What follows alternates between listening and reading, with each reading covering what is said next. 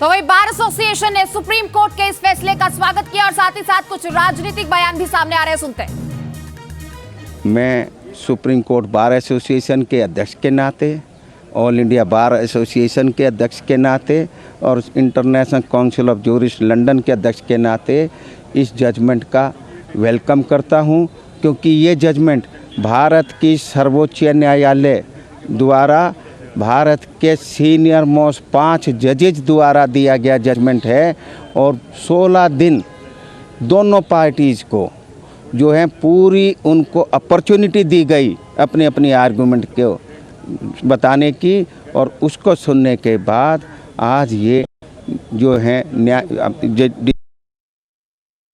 Supreme court ने कहा है कि जो राष्ट्रपति ने फैसला लिया था वो फैसला बिल्कुल सही है। जो 35 हटाने का फैसला लिया, जो 370 हटाने का फैसला लिया, बिल्कुल सही लिया फैसला।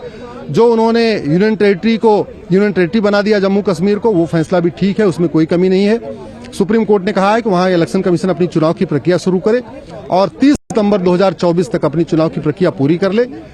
जहां तक जो कानून वहां लागू हो चुके हैं, राइट टू एजुकेशन और राइट टू इन्फॉर्मेशन, वो सब चलते रहेंगे। इस बीच में जितने भी फैसले लिए जा चुके हैं, उन किसी भी फैसले को, केंद्र सरकार के फैसले को सुप्रीम कोर्ट ने वापस करने का आदेश नहीं दिया है। इसका मतलब ये हुआ कि जो केंद्र सरकार का फैसला था उस पर सुप्रीम कोर्ट ने अपनी मुहर लगा दी है। और हमारे सहयोगी सैयद आमिर इस खबर पर हमारे साथ जुड़ चुके हैं, सीधे उन्हीं को रुक करेंगे। तो सैयद, देखिए, ऐतिहासिक फैसला सामने आया है और ऐसे ऐतिहासिक फैसले के साथ ही इतिहास के पन्नों में 370 हमेशा के लिए दफन हो गई है। इससे जुड़े तमाम किस्से, तमाम याचिकाएं हमेशा के लिए इतिहास के पन्नों में दफन हो चुकी हैं। बिल्कुल, और आपको बताएं कि ये वो फैसला है जो जम्मू कश्मीर के बाशिंदों के लिए भी है, और बाशिंदे वो हमारे साथ इस समय मौजूद हैं जिन्होंने जम्मू कश्मीर में लंबा समय बिताया और जिस तरह से आतंकवाद हो या फिर वहां पर घुसपैठ हो उसको भी सहा है। उन लोगों की प्रतिक्रिया क्या है, सबसे पहले उनको सुनाते हैं। सर, पहली प्रतिक्रिया क्या है, क्या लगता है 370 लागू रहेगा? आप सुप्रीम कोर्ट का बड़ा फैसला है। सुप्रीम कोर्ट का फैसला हम वेलकम स्टेप मानते हैं। माफ कीजिएगा, सुप्रीम कोर्ट ने जो फैसला दिया है उसमें कहा है कि 370 जो है, जो सरकार का फैसला है जिसे खत्म कर दिया गया है, वो लागू रहेगा। हम बिल्कुल जो खत्म का लागू रहेगा। हमारा पहले से स्टैंड गवर्नमेंट के साथ में हक में था। एज ए कश्मीरी विस्थापित हम कह रहे हैं इस बात को। We are the main stakeholders, जो हम वहाँ के एबोरिजिन रहे हैं, तो हम बड़ा वेलकम स्टेप मानते हैं। आप क्या मानते हैं? हम इसको बहुत ही वेलकम स्टेप मानते हैं। सारे हिंदुस्तान के लिए खुशी है, सारे जम्मू कश्मीर के लिए खुशी है। जम्मू कश्मीर के लिए ये एक ऐतिहासिक जीत है, भारत की जीत है। तो ये साफ तौर पे कहा है तमाम जम्मू कश्मीर के बाशिंदों ने कि जो सरकार का, केंद्र सरकार का फैसला था। सैयद, आप नजर बनाए रखिए। बहुत शुक्रिया फिलहाल इस जानकारी, इस बातचीत के लिए। और अब रुक करेंगे सियासी रणभूमि का, रुक करेंगे मध्य प्रदेश का, जहां सीएम फेस पर आज मोहर लग सकती है। आपको बता दें, बड़ी खबर मध्य प्रदेश से, आज विधायक दल की बैठक होगी और विधायक दल का नेता चुना जाएगा।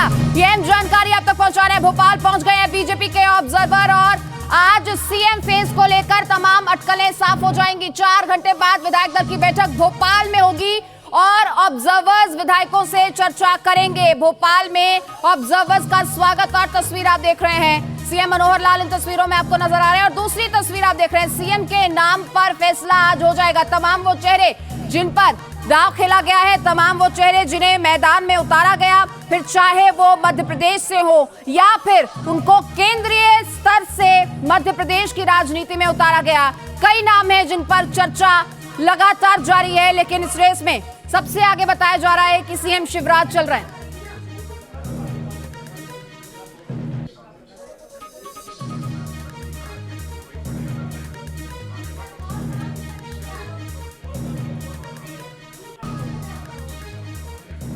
तो देखिए, मुख्यमंत्री कौन बनेगा? शिवराज सिंह चौहान, नरेंद्र सिंह तोमर, प्रहलाद पटेल, कैलाश विजयवर्गीय, ये तमाम वो नाम हैं जो इस रेस में हैं और ज्योतिरादित्य सिंधिया के नाम की भी चर्चा है। हालांकि इसमें से तमाम चेहरे खुद को बताते रहे हैं पार्टी के कार्यकर्ता, लेकिन मध्य प्रदेश के पर्यवेक्षक और सीएम रेस के चेहरे आपके सामने हैं। मनोहर लाल, के लक्ष्मण, आशा लकड़ा, ये तमाम वो चेहरे जो चर्चा करेंगे विधायकों के साथ।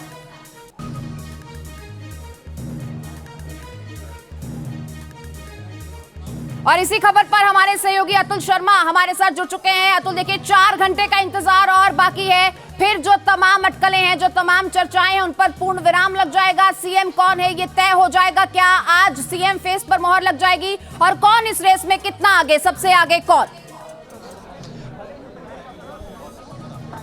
देखिए, बिल्कुल जिस तरीके से ये कहा जा रहा है कि लगभग 4 बजे के लगभग विधायकों की बैठक शुरू होगी। तमाम पर्यवेक्षक यानी कि तीनों पर्यवेक्षक उस बैठक के अंदर शामिल होंगे और बीजेपी के संगठन से जुड़े लोग उस बैठक के अंदर शामिल होंगे और रायशुमारी रहेगी कि आखिर मध्य प्रदेश के लिए उपयुक्त बीजेपी की तरफ से मुख्यमंत्री कौन हो सकता है। देखिए, कई नाम है और कई नामों के साथ साथ बीजेपी के सामने चुनौती ये भी है कि जातिगत समीकरण के साथ साथ क्षेत्रीय समीकरण को भी साधना होगा, क्योंकि आने वाले समय में लोकसभा के चुनाव है। ऐसे में अगर हम देखें तो सबसे पहले तमाम जो सीएम रेस में जिनका नाम चल रहा है उसमें खुद मुख्यमंत्री शिवराज सिंह चौहान का नाम है। तमाम बड़ी जो लंबे समय से पारी खेली उन्हें मुख्यमंत्री के पद पे।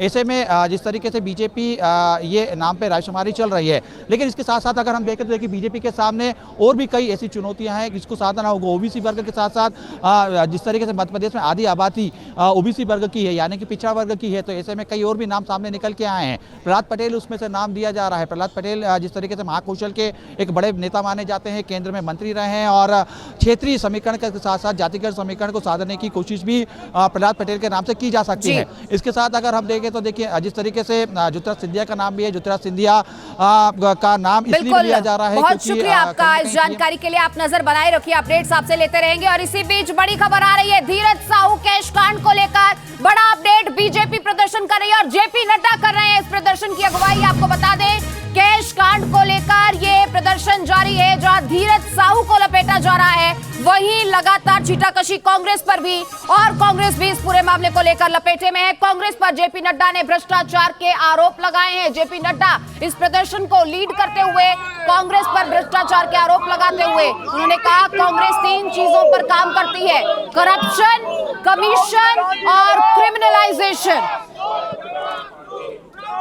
तो 3 चीजों का जिक्र करते हुए इसे कांग्रेस के साथ सीधे जोड़ दिया गया, करप्शन, कमीशन और क्रिमिनलाइजेशन। नड्डा कहते हैं कि इन्हीं 3 चीजों पर कांग्रेस काम करती है। भारतीय जनता पार्टी का शुरू से मानना है कि कांग्रेस पार्टी और भ्रष्टाचार ये एक ही सिक्के के 2 पहलू हैं। Congress and corruption, these are the 2 sides of the same coin. और कांग्रेस भ्रष्टाचार के लिए जानी जाती है, कांग्रेस अनाचार के लिए जानी जाती है, कांग्रेस व्यभिचार के लिए जानी जाती है। Congress is known for corruption, commission and criminalisation. ये कांग्रेस का जिसे कहा जाए रीति नीति है जिस पर वो काम करती है। धीरज साहू के ठिकानों से जिस तरीके से पैसे निकल रहे हैं, नोटों की गड्डियां निकल रही हैं, आप सब लोगों ने तस्वीरों में ये देखा है कि किस तरीके से अलमारियों की अलमारियां विभिन्न स्थानों पर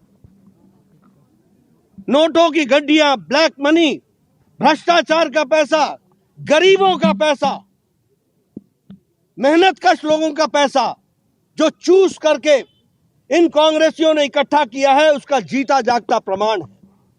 और अभी तो गिनती जारी है, अभी तो स्कोर चल रहा है।